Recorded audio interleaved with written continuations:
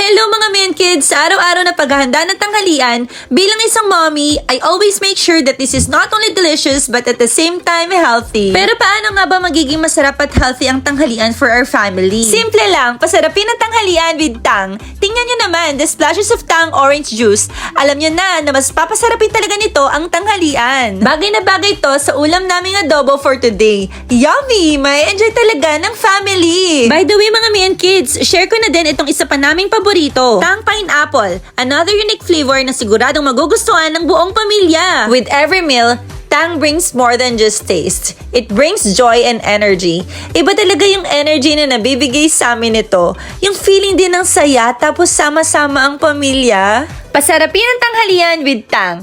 Packed with vitamin C, D, and zinc. Perfect for the whole family. Teka lang, tawagan ko na si Jaro. Tara mga Mian Kids, sabayan nyo na din kami. And don't